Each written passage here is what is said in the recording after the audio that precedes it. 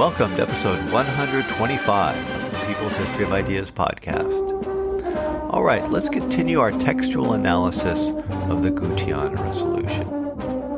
The second section of the resolution is headed as On the Problem of Party Organization.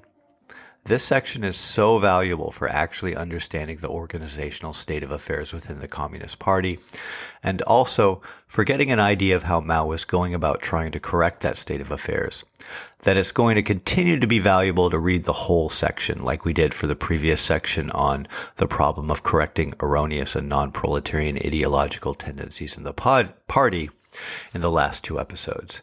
Even though we are now past the part of the resolution that was edited and put into the selected works, so we're no longer at this point dealing with the first draft of what was to become a major canonical document for global Maoism, and we're merely dealing with a primary source document which allows us great insight into how the Fourth Red Army and the Communist Party were functioning at the time. 2. On the problem of party organization. The matter of party organization in the Red Army is now in an extremely grave period. In particular, the quality of party members is so poor and the organization is so lax that they are very greatly affecting the leadership of the Red Army and the implementation of policies. The Congress has made a special detailed analysis of this issue and taken decisions on it. Comrades should stand by the spirit of the Congress and work hard to transform the organization of the party. Success can be achieved only if the party organization is truly capable of assuming the party's political tasks. Okay, a very negative assessment of how the Communist Party was functioning. Despite an ongoing wave of successes in conquering territory in western Fujian and southern Jiangxi, a very negative portrayal of the state of affairs. Mao is going to give his reasons for this assessment in the various subsections of this part of the resolution. So let's keep going. A. The organizational line of the party. 1. The line for developing party members takes combat soldiers as its main object. At the same time, non-combat soldiers such as laborers and orderlies should not be neglected either. So, the basic pool of people that the party wanted to recruit from were soldiers whose main task was to engage in combat, but we are also reminded here that there were other types of soldiers, like those whose main duty was to carry out various laboring functions, and orderlies. For people unfamiliar with what an orderly is, it would be a soldier who carried out tasks for a command headquarters or for a group of officers, doing things like carrying messages or performing clerical or administrative tasks. 2. One of the important principles of party organization in the Army is to set up a branch in every company and a small group in every squad. In case the number of party members is too small among the troops, and it is impossible to set up a small group in every squad, platoons may temporarily serve as the unit to set up small groups which assign group members to various squads in a planned manner. It must, however, be clearly understood that this is a transitional method. So, how big were these squads, platoons, and companies? The truth is that these varied a lot as the Army was constantly being reorganized because of the shifting nature of the Army's objectives, as well as the toll that nearly constant combat took on the Army. But as a general rule, squads had around 9 to 13 soldiers, then platoons were made up of 3 to 4 squads, about 30 to 50 soldiers, and then companies were made up of 3 to 4 platoons, about 100 to 150 soldiers. It seems clear from the context here that there were less Communist Party members to distribute within these military formations than Mao would have liked, which is why they were not always able to set up small groups of party members at the squad level and had to do it sometimes at the platoon level. 3. The original method for setting up small groups in the Red Army, which consists in mixing cadres and ordinary members, intellectuals and laborers, is very correct, but the various elements, whose work and capacities are different, have not yet been well integrated in a planned way. In the future, this point should be given more attention. It is impermissible simply to organize cadres into small groups.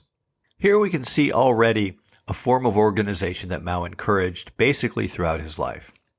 Mao liked to mix people up from different backgrounds and put them together in committees or small groups with each other so that they could bring their different experiences and insights to bear. Here, Mao is talking about trying to put together intellectuals and laborers, ordinary party members and cadres, which would have been party members whose main tasks involved much more work for the party rather than work in whatever their particular role in the army was, as would have been the case for the people whom Mao is calling ordinary party members here.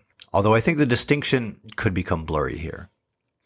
Probably the most famous instance of this sort of thing was during the Cultural Revolution, when Mao called for the formation of what were called revolutionary 3-in-1 combinations as the basis for the revolutionary committees, which provisionally took power in places where the capitalist rotors, or at least alleged capitalist rotors, had been overthrown. These 3-in-1 combinations were formed by leaders of revolutionary mass organizations, representatives of the People's Liberation Army units stationed in the area, and revolutionary leading cadres. Back to the document.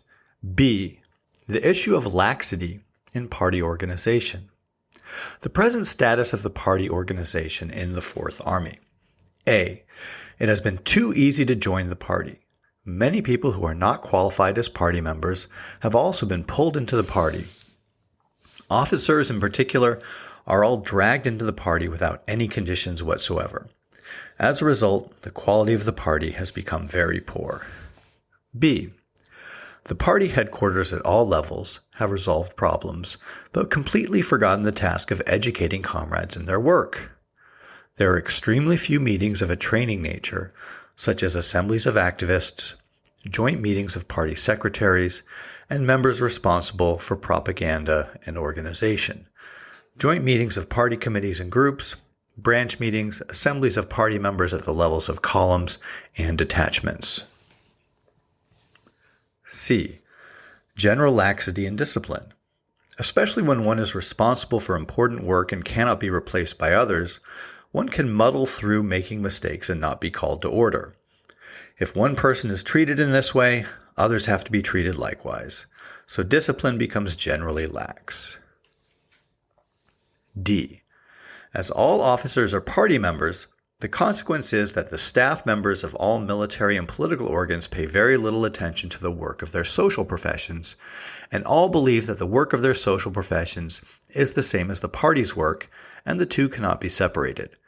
For example, work conferences on military affairs at various levels and work conferences on political affairs at various levels are almost non-existent, and it is held that all affairs can be easily decided by the party. There is almost no mention of the fact that party members should play core roles in social and professional work.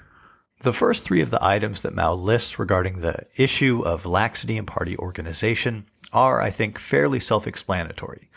Too many people being made party members just because they are officers in the military, party headquarters solving problems without training and educating rank and file party members how to solve problems on their own, and people who have important responsibilities not being called on their lapses in discipline because of fear of jeopardizing the work that those people are responsible for, and this, in turn, lowering expectations for discipline more broadly.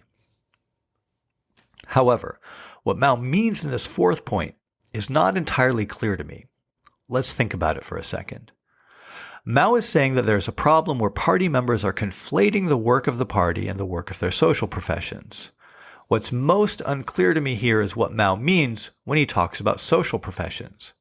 My first reaction when reading the term social profession is very much, I think, conditioned by my education and training in a profession.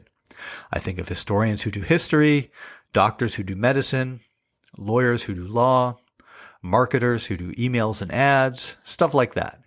Clearly, though, the Fourth Red Army was not made up of historians and lawyers and digital marketers and also had very few doctors. So, what did Mao mean? I can't be certain, but what I think Mao is referring to here is just the work that people were assigned to do, but conceived of separately from the person's particular role in the Communist Party.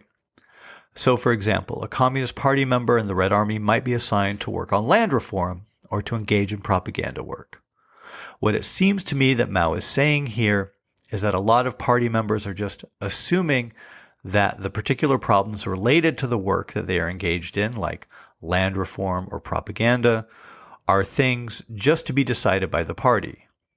Instead, What it seems to me that Mao is saying here is that these party members should take the initiative to call meetings of the people working in these areas, including presumably non-party members engaged in the land reform or propaganda work, to discuss the politics of the work that they are doing.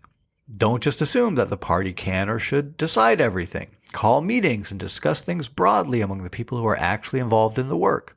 That is much better than having everything decided either from above, where not everyone knows about the concrete conditions, or only by a narrow group of party members who are involved in something and, in so doing, fail to draw on the knowledge and unleash the initiative of non-party members involved in the work or whose lives are affected by things like land reform or setting up a new government in a liberated area. I'm not entirely sure that this is what Mao means here, but if we look at the larger context of the other things that Mao is saying in this Gutian resolution, I'm pretty confident in this guess at what he meant. And if I'm right, this is another example of Mao as someone extremely concerned with finding ways to bridge the gap between the party and the masses, and in unleashing the masses to win their own liberation. E. The relations between lower and higher level organs are not close. The reports of lower level organs are seldom approved, replied to, or dealt with by instructions from higher level organs. Higher level organs rarely send people to attend the meetings of lower level organs. This is certainly due to the imperfections of the organization of the higher level organs, but the unenthusiastic attitude of the higher level organs toward work is also one of the reasons why lower levels receive no instructions or no detailed instructions. This is the case especially regarding instructions on practical work. For example, when an army unit issues working instructions on guerrilla warfare and so forth, it generally gives no specific instructions. There are certain army units that do not even give general instructions. F. Many branch assemblies or small group meetings are not held on time. One of the biggest assumptions in so much of the scholarly literature on communist parties is that they function as these kind of super well lubricated machines of organization and discipline. Mao sometimes referred to the party, the army, and the United Front as the three magic weapons for defeating the enemy in the Chinese Revolution. And it's like many of these scholars almost act as if the party is a magic weapon. In that light, it's kind of funny to read what Mao wrote here about some of these higher party bodies that, rather than functioning as the clever, behind-the-scenes managers or more sinisterly manipulators of the party bodies below them, actually just kind of ignored the party organizations that they were supposed to be providing leadership to. I've encountered lots of examples of this sort of thing in my own work. For example, there was one guy who I talked to who had been given some fairly important tasks, and then when he was done, he was supposed to wait to be contacted to get back in touch with his leadership. But the problem was that his leadership just kind of forgot about him. And so he waited and cooled his feet, and eventually had to find a way to get back in touch with the party which didn't compromise security. And the thing is, this sort of thing is far from unique in the history of international communism. Likewise, what Mao mentions at the start of the section we just heard about reports of lower-level organs being seldom approved, replied to, or dealt with by higher-level party organizations is also very common. I have done oral histories with innumerable people from around the world who describe the reports that they wrote up for higher-level party bodies as disappearing into a black hole. Who knows if they were ever read, but they were certainly never replied to. Almost universally, people found this to be one of the most dispiriting aspects of party life. Okay, how does Mao say that these problems should be corrected? 2. The line for correcting these errors. A. The old basis should be rigorously eliminated. For instance, all those who have erroneous political views, take opium, enrich themselves, gamble, and refuse to mend their ways despite repeated warnings should be expelled from the party, regardless of whether they are cadres or not. All right, here's the first indication that Mao was really not joking when he said that standards were too lax for letting people into the party. Gamblers and opium addicts were not the sort of people I had pictured him as referring to, but upon reflection, it makes sense. As Mao had discussed earlier, one of the main issues for the army and the party was that it drew large numbers of recruits from mercenaries and vagrants, especially soldiers who had been captured from enemy forces. Then, the party and army were faced with innumerable tasks that needed to be done, and limited capable people to fill those roles. Given the people who the party had available to recruit from, it makes sense that people with serious deficiencies like opium addiction and gambling problems were among those whose circumstances called on to fill historical roles in the revolutionary process that they were ill prepared for. Some of those people rose to the occasion, transforming themselves as they transformed the world, but also some couldn't manage it. And here Mao is trying to fix how they had caused problems. And there are ready parallels that I think can be drawn to other times and places where revolutionary movements have drawn on a social base, which would not have been their initial preference.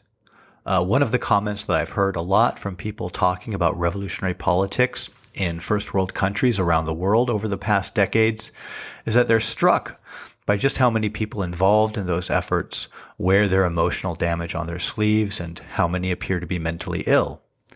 This may well be the opium addicts and gamblers problem of the revolutionary organizations of the late 20th century and early 21st century in the rich countries of the world. Okay, that's a huge tangent. I better stop there. Back to Mao's line for correcting the errors of organizational laxity. B. Qualifications for new members who join the party in the future. 1. They should have no errors in their political views, including class consciousness. 2. They should be loyal. 3. They should have the spirit of sacrifice and be capable of working actively. 4. They should not be bent on enriching themselves. 5. They should not take opium or gamble. Only those who meet the above 5 qualifications may be presented for membership in the party. Those who recommend them should first investigate whether or not those they are introducing genuinely meet the above qualifications. When they have been recommended and joined the party, new party members should be told in detail about branch life, including the secret work, and about key points that party members must observe. The introducers should take considerable responsibility for those they recommend. Branches should appoint people to talk to those who will soon join the party and review their qualifications for joining. 3. The party headquarters at all levels do not exist merely to resolve problems and direct the practical work. They also have the weighty responsibility of educating comrades. All sorts of conferences for training comrades, as well as other training methods, such as training courses and discussion meetings, should be organized in a planned way. 4. Discipline should be strictly enforced and all manifestations of laxity and discipline abolished. 5. The nature of party members' social and professional work should be distinguished from that of their party work. Every party member, except professional revolutionaries who have important or special tasks inside the party, must have one social profession. At the same time, he should do party work in his social profession. 6. The work attitude of party headquarters at all levels should be more active than before. The lower levels should present more thorough analyses to the higher levels, and the higher levels should conduct thorough discussions of these reports and make specific replies and also do their best to send people to attend the meetings at the lower levels. Neither shortage of staff members, weak capacity for work, nor insufficient work time can be used as a pretext to cover up their own lack of enthusiasm and neglect of this work. 7. Branch committees and party headquarters above the branch level should decide every month the materials to be discussed by branch and small group meetings in a planned way, determine the time of meetings, and closely supervise and promote the holding of these meetings. We already discussed a lot of what Mao addresses here because he's mainly going back over what he just listed as errors and indicating things to do to correct those errors. But I do have an additional comment. When Mao says that new party members should have no errors in their political views, I think what is meant here is no major errors. The idea that people should be entirely without error is at odds with the way in which Mao emphasized ongoing ideological remolding as a form of personal growth that people go through as part of the revolutionary process. Although, to be fair to the Gutian Resolution and the Mao of 1929, Mao came to lay greater emphasis on this process of transformation later on. This next part of the document talks about the importance of party meetings. C. How to create interest on the part of party members in attending meetings. 1. The reasons for the lack of interest on the part of party members in attending meetings. A. Not understanding the significance of the meetings. The first important purpose of branch meetings is to solve problems. All problems relating to the struggle and to internal affairs must be resolved through concentrated discussions at meetings. Those who do not attend meetings or do not actively express their opinions at the meetings they attend lack understanding of the political significance of meetings, or, in other words, lack interest in the struggle. All those who are enthusiastic about the struggle are definitely eager to come to the meetings and to speak at them. The second purpose is to educate comrades. Meetings not only resolve problems, but, in the process of solving problems, require us to observe the context of problems and study the instructions of higher levels, thus stimulating the mental capacities of comrades. The politicization and actualization of meetings will politicize and actualize the head of every comrade. If every comrade is politicized and actualized, the fighting force of the party will become very much greater. This is the educational significance of meetings. The fact that party members in the Red Army do not understand this significance is the first reason why they dislike going to meetings or show little interest even if they come. B. The interest in discussions declines as resolutions are adopted but never applied, and the requests made of higher levels are not responded to for a long time. C. Responsible persons do not prepare properly in advance. They fail to prepare agendas, understand the contents and contexts of the issues, or prepare any comments on ways to resolve the issues. D. The chairmen casually stop party members from speaking. When party members occasionally digress from the subjects under discussion, they are stopped immediately, so they feel frustrated and become silent. When they make mistakes in their speeches, they are not only stopped, but derided. E. A feudal style, rigid and devoid of any liveliness, is applied in conducting meetings. Attending meetings is like being imprisoned. 2. Methods of correction. First, meetings should be politicized and actualized. Second, comrades, especially new party members or party members who lack enthusiasm in work, should be reminded often of the great significance of meetings. Third, resolutions should not be made in a careless and rash way, and once resolutions are decided upon, they should be carried out resolutely. Fourth, higher-level organs should be prompt in answering questions from the lower levels. Putting off replies for too long may cause loss of enthusiasm. Fifth, responsible persons should prepare agendas beforehand and make items of the agenda concrete. Prior investigation of the content and context of problems should be conducted carefully, and some thought should be given in advance to ways of resolving them. Sixth, chairmen should adopt good practices in conducting meetings. They ought to guide the tide of the masses' discussion to focus on a certain problem. But digressions that constitute significant developments should not be stopped in a discouraging fashion. On the contrary, the gist of these developments should be grasped and introduced to all, and new items of agenda should be formulated. These are the only ways to make meetings interesting, truly to resolve problems, and truly to realize the educational significance of meetings. Seventh, feudal procedures for conducting meetings must be abolished. The meeting place of a communist party should reflect the positive, lively, and straightforward spirit of the proletariat and incorporate it into the pattern of meetings. I think that this was all pretty self-explanatory and doesn't require a lot of input from me, but I do wonder if Mao would have considered Robert's Rules of Order as a feudal procedure for conducting meetings. Okay, there's just a little bit left in this on the problem of party organization section of the resolution, but honestly, it's all pretty short and schematic and not as useful for our purposes, so I'm going to skip it. At this point, we've given a pretty close reading to the first two sections of the Gutian resolution.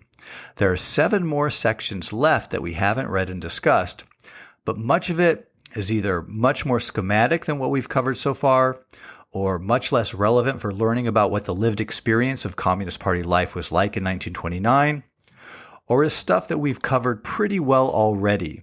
So I think that this probably concludes our reading of the Gutian resolution, although I want to think about that just a little more before I decide for certain.